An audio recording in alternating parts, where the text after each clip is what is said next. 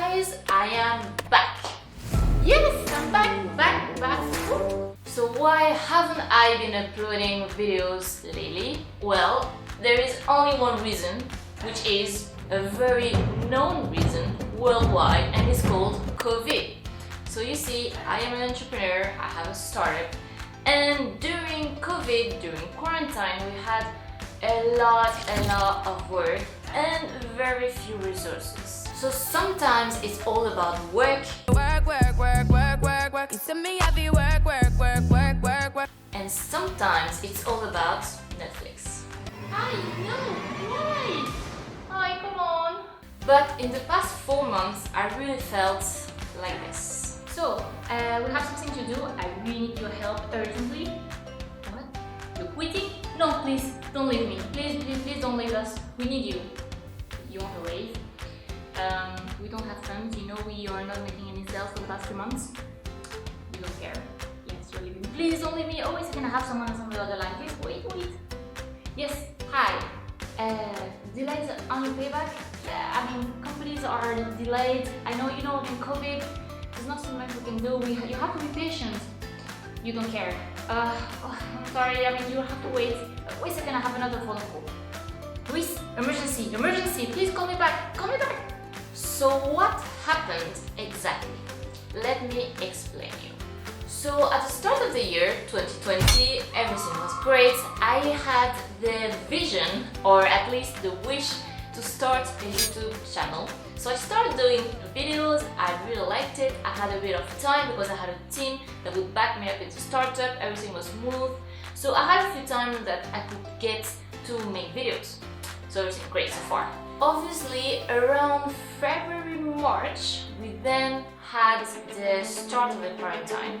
As many people, I really thought it would be only for 2 months. Obviously, I was wrong. But I said to my partners, okay, fine, it's going to be for 2 months. What do? We try to help our employees or the people that are working for us to still be working for us, to still pay for them.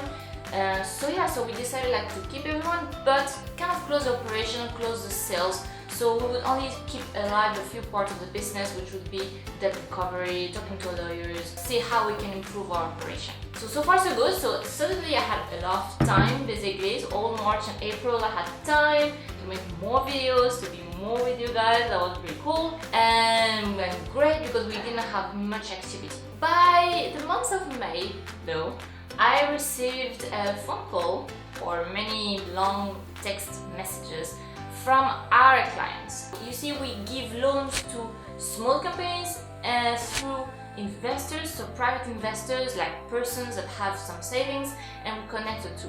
And those investors were actually very angry because they didn't have any news from the companies, they didn't know what was going on.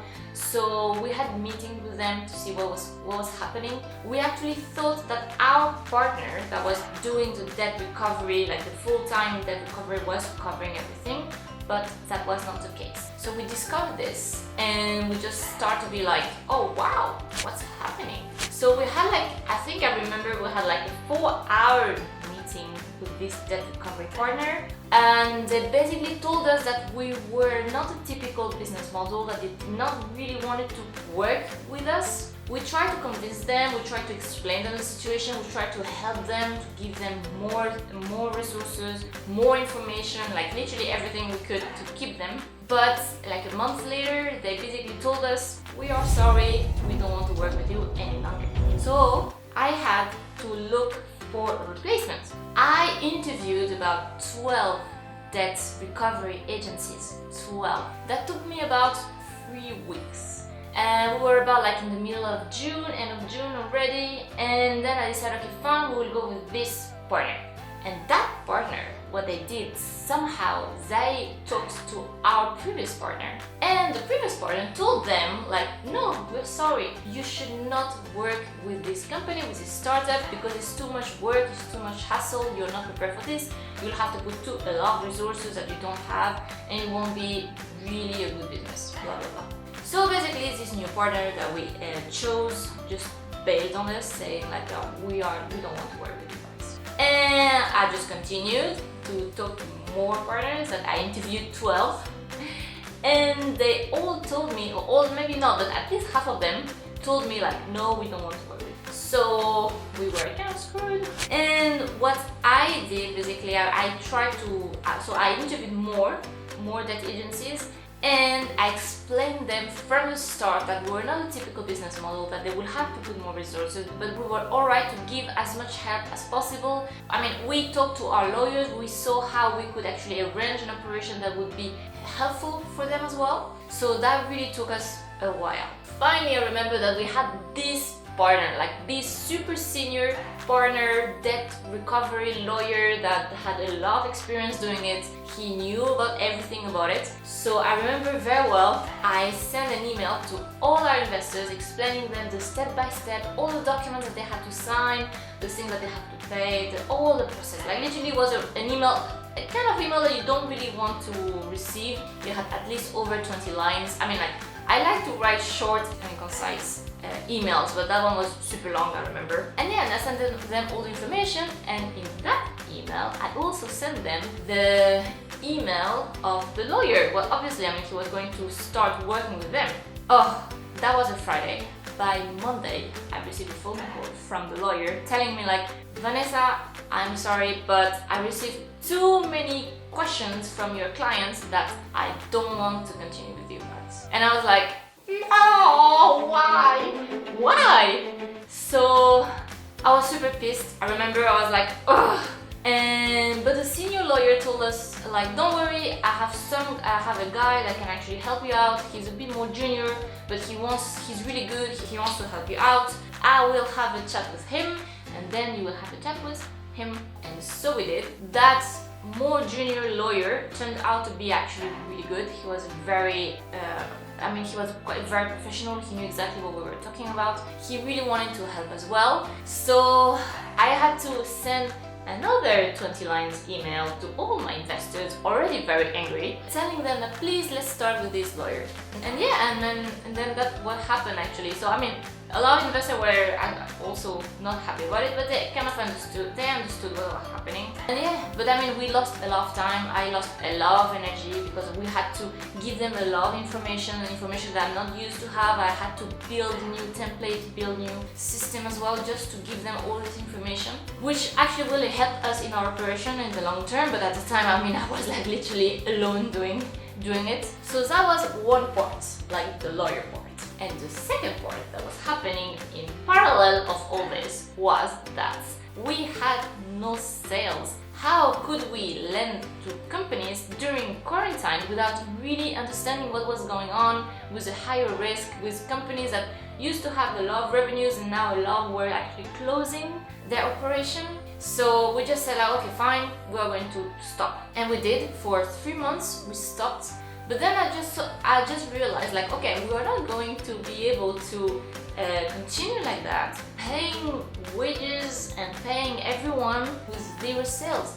I did some calculation, and we had actually 8 months to go before being bankrupt. And after 4 months, I just said like, we only have another 2 months to go.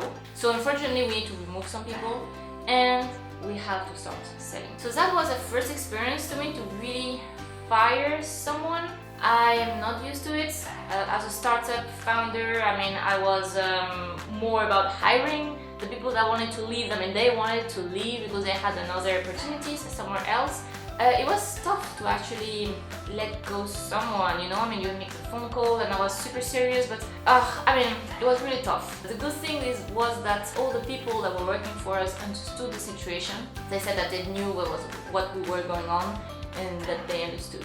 But I really hope that I don't have to do this again. I mean, because it was a really tough process. So we had less people. I mean, it was basically me, another girl half time, or even like 1/4 of the time, and another girl dedicated to recovery. We reduced salaries. I mean, it was really bad. But the thing was that I had to do everything else. So literally, I mean, they were doing like the basic that needed to be done daily, but that was not enough. So I had to do everything myself, plus a lawyer. So yeah, so I had absolutely no time. I remember that I was really tired, really stressed, sad.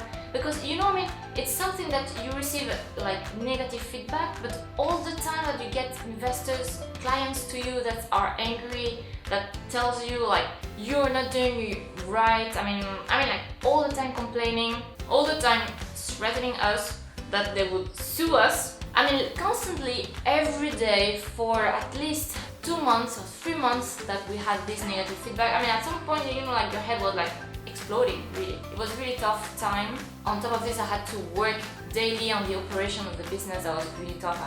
I literally was working 12 hours a day, finishing at midnight, 1. That was tough. So yeah, and we had to make sales. So I remember at some point, I don't know if you've seen this, but I posted some comments on Instagram about like how I'm going to make sales, let's make sales. At that time, roughly around like August, I would say, I was desperate to make sales. So I was like, shit, I have to make sales. So how I did it, last thing like any starter would do, I just went on Google Ads, I set up the Google Ad campaign. I'm not a professional, but I had some vague idea. The good thing of Google is that they give you a consultant for free to review the campaign once every 10 days. So I had an Indian consultant, female. She was really great. She helped me a lot. She was so patient, and she helped me like 40-45 minutes each time. She told me like, you should do this, you should do that, blah blah blah. We went step by step for all the campaign. We improved the conversion rate as well, so it was really cool. I really like what she told me, and thanks to her, we set up the Google campaign. We had more clients coming in. So that was great. Slowly the startup started again. We had like this one sale. I was like so happy and also so scared that like literally we had to double check the company many times. I really did not want it to go wrong. But yeah, really we did it.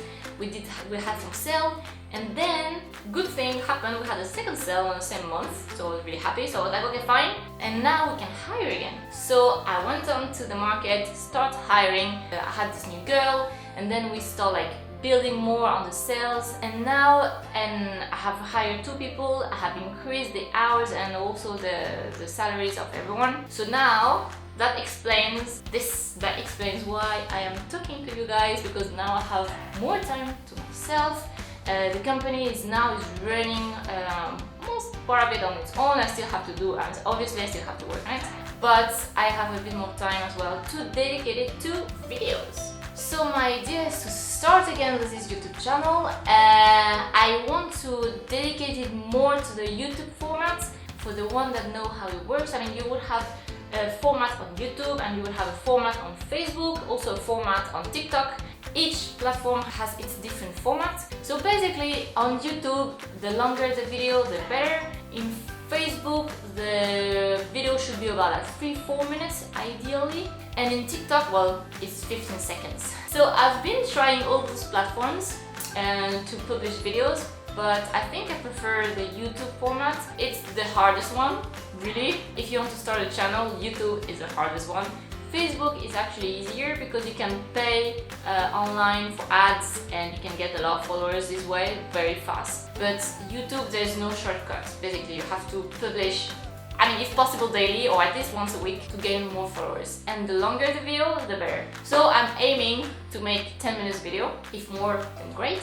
And yeah, so I'll be talking about vlogs, about the startups, about, process, business plans, investments. So yeah, all the good stuff that I was talking before. If you have any questions, let me know. Write me comments. I like to read your comments. This is actually because I read your comments and I've read that many of you were asking me to come back. This is the reason why I'm back. So please write, I will reply, like this video, and see you for the next one.